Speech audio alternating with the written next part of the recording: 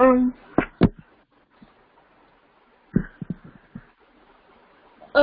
what does Lord Buddha's philosophy say about our indriyas and our existence? I mean, if he said that if our senses and existence were just a part of our imagination, then how would we be capable of like feeling, touching, and tasting the materialistic objects around us?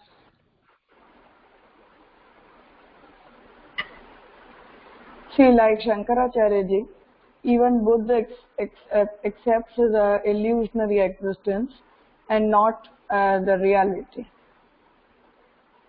For example, when we see a dream, even in the dream, we get afraid of seeing some things. We feel happiness when we see a good dream. So, like good and bad dreams, in spite of having just an illusionary existence, in spite of being illusionary, we enjoy the dreams. Same way, according to Buddha, whenever a human being or whenever any of us, we want to relish the objects which provide happiness to our sensory organs, we start accepting the illusionary existence of the objects. This is how Buddha explains it. We cannot go in much detail for now. It will be a premature topic for now, but just try to understand this much. Okay, Ji Raja. So Buddha accepts like the illusionary existence like Sankaracharya, and like good and bad dreams whenever we want to relish the materialistic like whenever we want to relish like the objects around us, we start experiencing them with our indriyas. Yes, we start imagining the materials, and like in the dream, even about the dreams, it is said that whichever are the hidden sentiments in our heart, they just get exposure during the dream. And during the dream, we see all those things or all such incidents which we want to see or experience in the reality. So our hidden sentiments from our unconscious mind, they just get exposure during the dreams as they don't happen in the reality. This exactly in the same way Buddha explains the universe, that the urge of enjoying the worldly materials gets fulfilled in the form of the universe, and as per the theory of idealism, they consider that everything gets visible in the form of the universe, but actually nothing exists and there is just absolute absence of everything. Okay, thank you, Raja. I understand. I have a question as well. So Yes. my question is that last class we learned about Sankhyavatad, which is the theory proposed by Buddha, and it states that one can attain nirvana when they focus and concentrate upon shunya, which is absolute emptiness. So how is it possible, or how can one focus on absolutely nothing at all? See, the same way we concentrate on Brahma. We say that a Gyan Margi, he must concentrate upon Brahma. Just the difference is that we are asking to concentrate upon the infinity, and Buddha is asking to concentrate upon the absolute absence. But the condition will be same. Even we cannot imagine the condition in which one can concentrate upon infinity. Here we perform Seva of Shri Thakurji, and therefore we have a form in front of us, and therefore we are able to perform Seva. But just imagine that there is no such form and you are asked to concentrate, do dhyan of infinite object Brahma, then how to do that? The same thing is about Shunya also. On the one side we have infinite object or infinite Brahma, and on the other side we have absolute absence, which is proposed by Buddha. The only difference between Brahmavad and the theory proposed by Buddha is that Buddha is explaining the Shunya, the absence, and we are explaining the infinity. So it is just about a positive and negative perspective. Other than that, you say Shunya or zero, or you say infinite. Both has the condition has to be the same. Okay, I understand. I have a question. Yes. So do you know how you said everything is illusion? So, and an illusion is something like it's not there. So like when I walk into a wall, like why do I feel it? Why do I get hurt? Can you repeat? Okay. So do you know how you said everything is an illusion? So an illusion is like it's like not there, and like it's not there. So like when I walk into a wall, why do I feel it or get hurt? See, that's why I gave the example of the dream. That we know that the dream is an illusion. Whatever we see in the dream, it doesn't exist. But even though the instant feeling after seeing a good or a bad dream will be in the happiness and fear. We'll be happy if we see a good dream, or when we see a bad dream, or when we see any fearful condition in the dream, we get afraid all of a sudden. So if this can happen in spite of considering the dream as an illusionary object or illusionary condition, then Buddha says that even with the object, the illusionary objects of the universe, you can get happiness and sadness.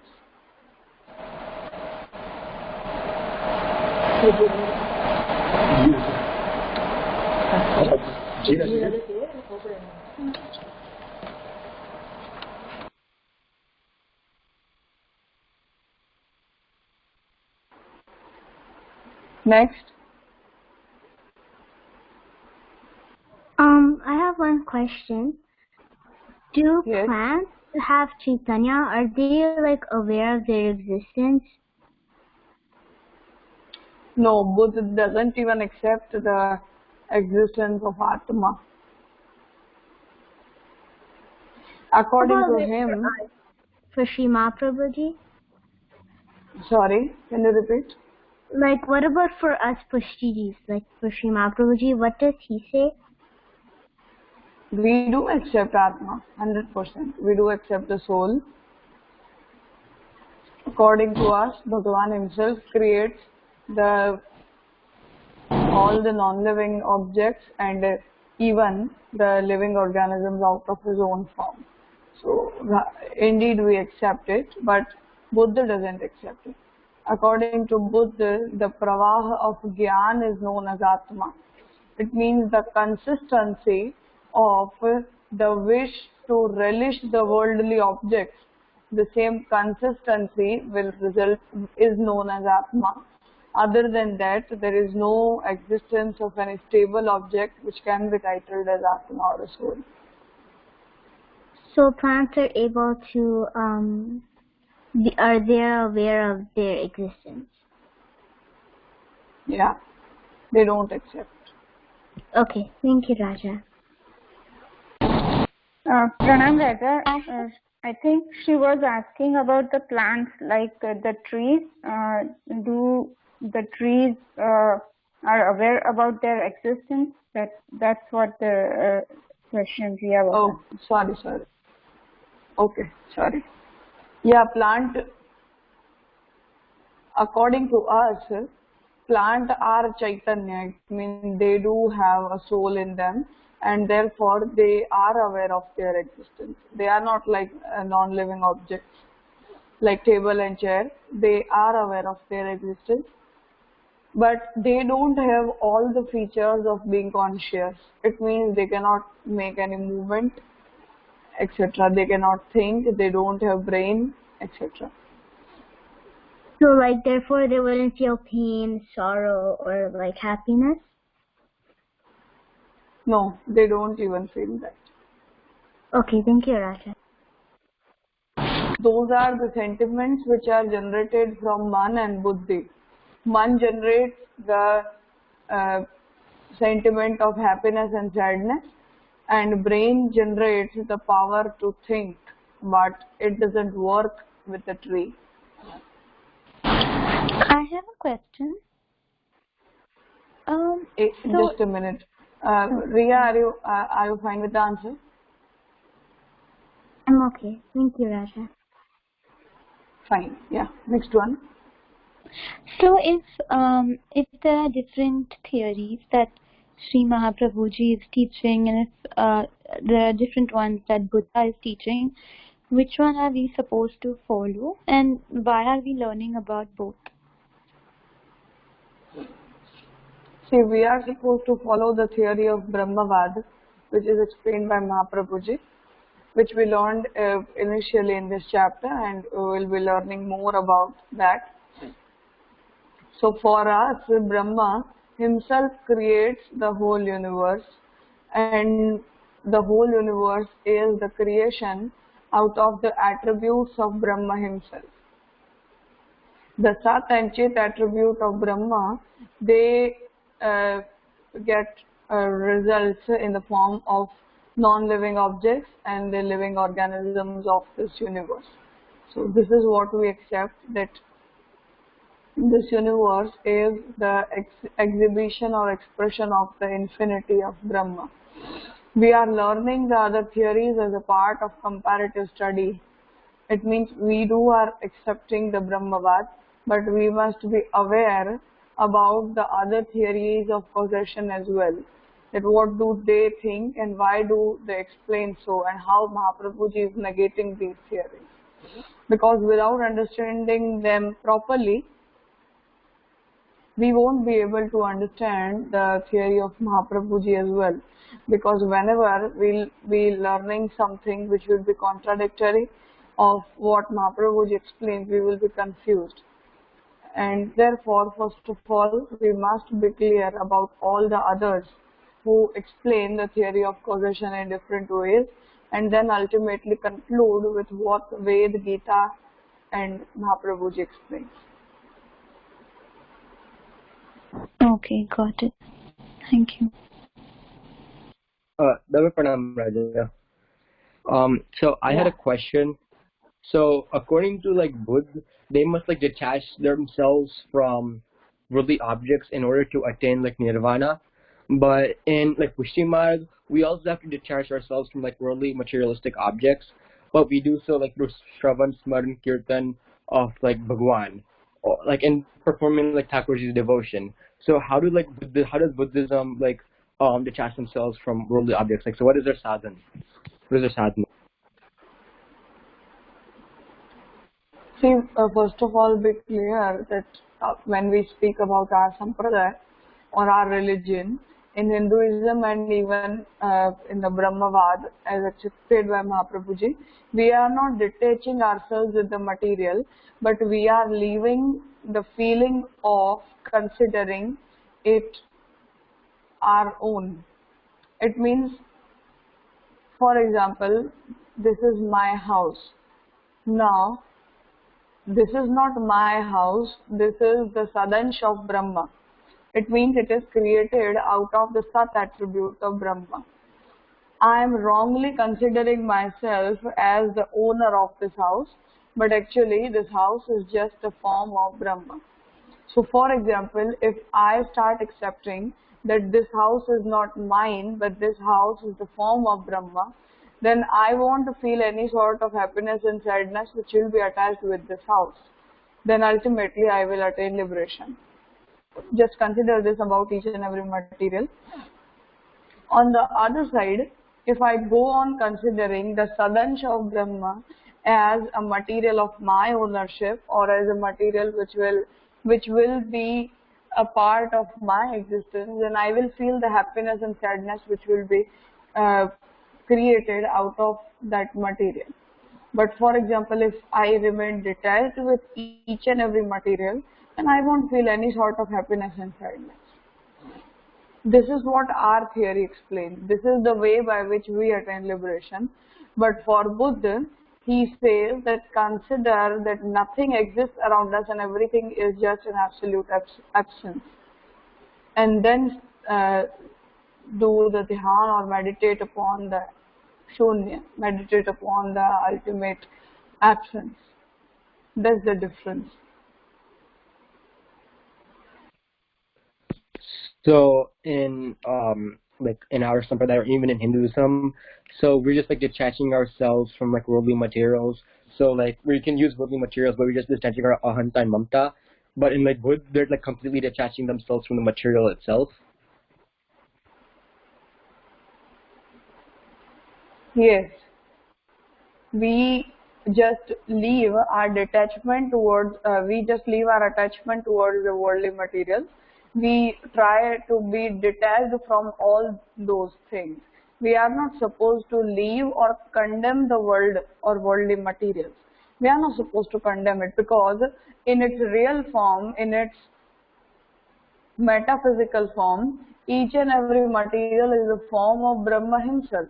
So according to Mahaprabhuji, if we start condemning or cursing the world and worldly materials, it will be the disrespectful behavior towards the Brahma himself, because universe is the form and of the Brahma and not a condemnable or disrespectful material. So for Mahaprabhuji, cursing or condemning the worldly materials is the disrespectful behavior towards Brahma. But for Buddha, he says that each and every material is just an illusion and nothing exists actually. So for Mahaprabhuji, this won't be accepted. Okay. Thank you. They are condemning and cursing the material itself. We are not condemning the material, we are condemning the attachment towards the material.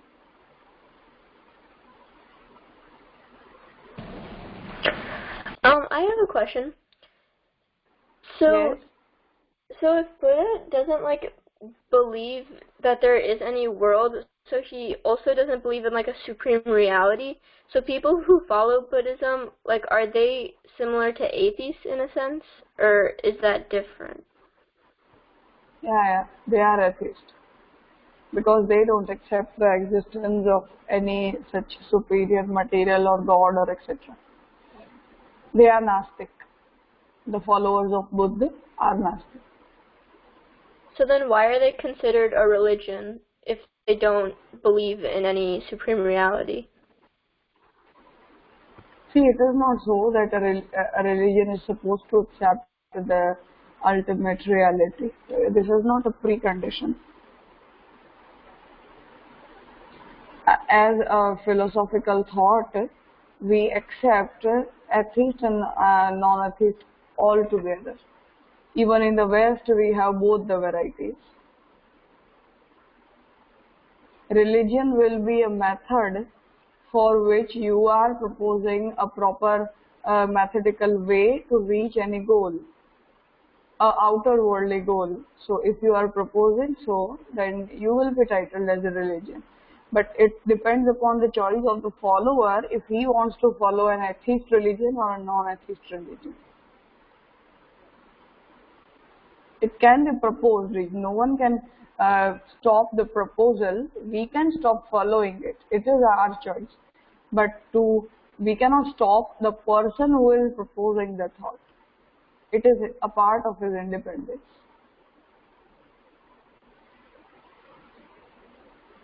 Okay, But thank you, what Raj. Mahaprabhuji, yeah, but what Mahaprabhuji explains about the Buddha is that Buddha is the incarnation of Bhagavan himself. Bhagavan himself has incarnated in the form of Buddha. The purpose behind the incarnation is that when Bhagavan saw that the people who are not eligible for being in the Dharma Marg, it means whom Bhagavan has chosen as the Asuri or a Pravahi Jeev, who are not meant to attain liberation, when they were they started following our religion, the Dharma Marg, Bhagavan felt that it was necessary to keep them away. Like we have to clean the waste from a clean room. Only then it will get clean. So same way Bhagavan felt that the Asuri and Pravahi Jeev, when they are entering the Dharma Marg, they are polluting the methods. They are polluting the Dharma Marg, and therefore it was necessary to keep them away from the Dharma Marg so that others can, those who are chosen for attaining liberation, they can follow the path properly. And therefore Bhagavan incarnated in the form of Buddha and propagated such a method in which all the Pravahi Jeev, they got attracted towards the teachings of the Buddha, and they left the Vedic religion, and this is how Bhagavan fulfilled the purpose of his incarnation. This is what Mahaprabhuji explains. Same about Shankaracharya ji also. Shankaracharya ji is the form of Bhagavan Shiv, Mahadev, and Bhagavan himself told Shiv to incarnate in the form of Shankaracharya and propagate such a path in which on prima facie we can see that it is a Vedic mark, but internally it is opposing the Ved. So Bhagavan himself asked Shiv to create such a Hippocratic path and such a diplomatic marg so that all the Asuri Jeev who are not meant for being in the Vedic marg, they get attracted towards the teachings and stay away from the Vedic marg.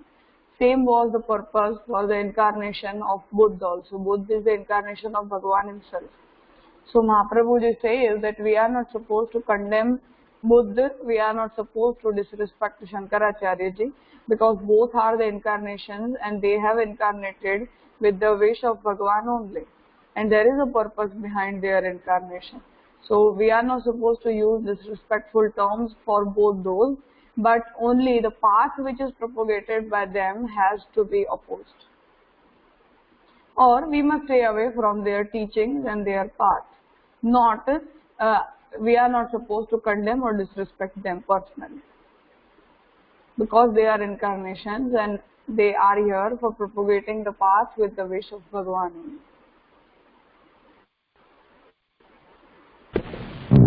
Okay, that is much more clear. Thank you, Raja. Yeah. Anyone else? Pranam Raja.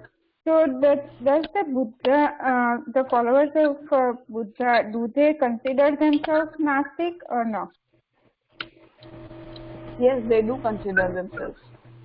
It means ultimately they won't say that they are Nastic, because they will, Astic and Nastic, these are terms which are used by us. The term Astic for us, one who believes in Ved and Bhagavan. Whoever has kept your phone on mute, please keep it mute. It creates disturbance, a lot of disturbance. Yeah.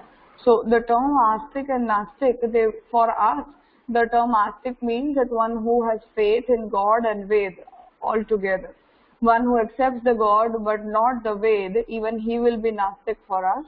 And the Nastic will be the one who is not accepting Ved and Bhagavan. So in our terminologies, they will be known as Nastic, but for them, when they have faith in the words of Buddha, they won't commit that they are Nastic.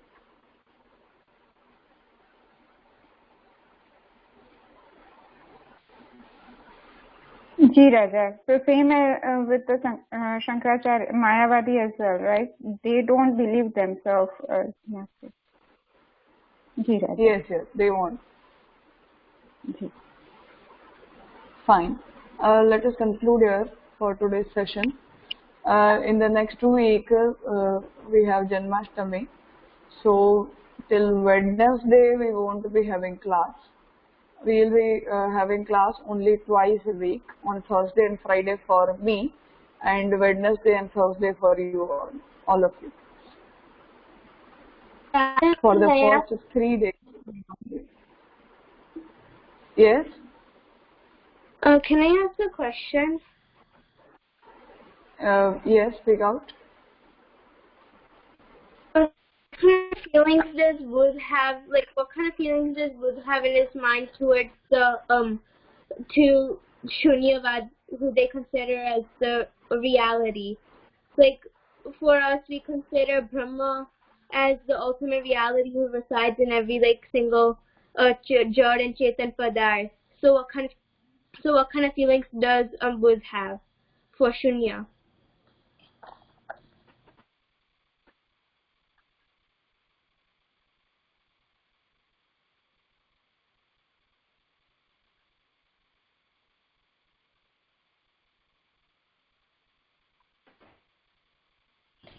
Raja, I can't hear you.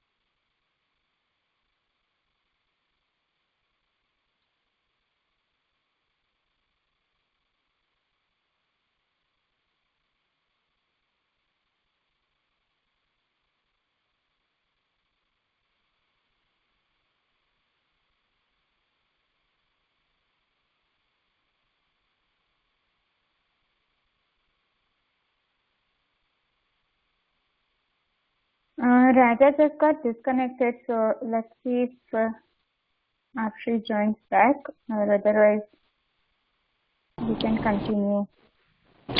So for how many weeks is their class? Only 2 days? Just a second, okay? Raja is here. Just a second.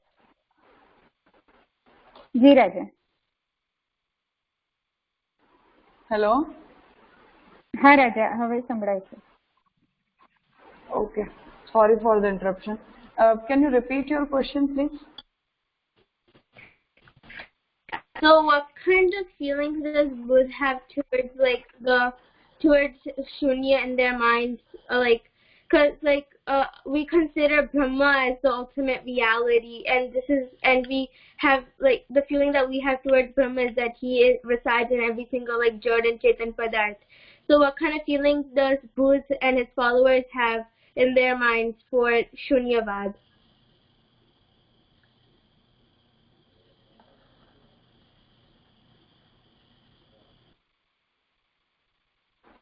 Are you able to hear me? I can hear you, but I didn't hear you answer my question. Hello? Can you hear me? Yes, I can hear you. Are you able to hear me or not? Yeah, I can hear you now. See, your voice is breaking a lot. I don't know if it is a problem from my side or yours. I'm not able to hear you clearly.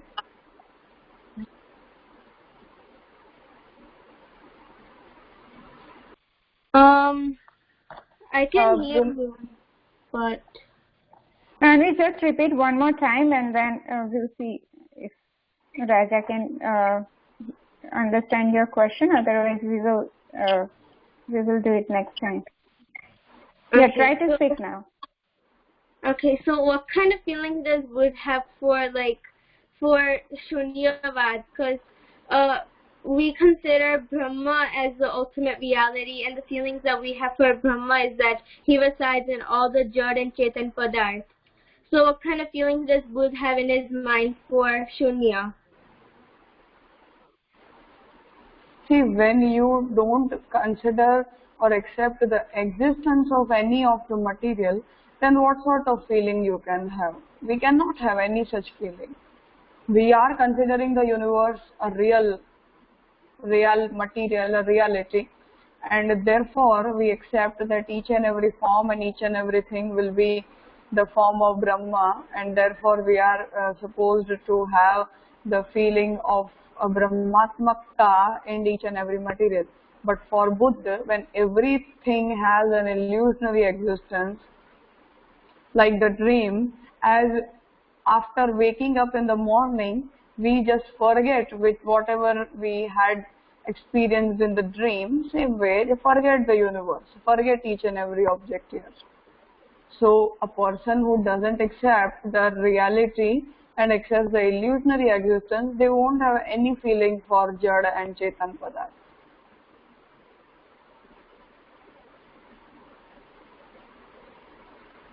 So, Buddha doesn't have any kind of feelings for like Shunya, because this entire world is just like an illusionary, and those who believe in illusionary existence of the world, they don't have any feelings towards it. But in our case, everything is ultimately illusionary, and therefore you are not supposed to consider their existence. Okay. Ji Raja.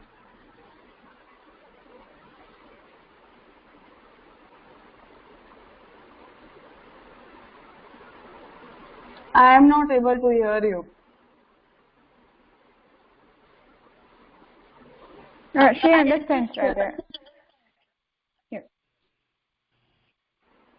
She got that. I am having some issue from my side. No, I am having some network issue from my side. I am not able to hear anyone properly. Okay, Raja, not sure, but can we understand the clarification you gave her?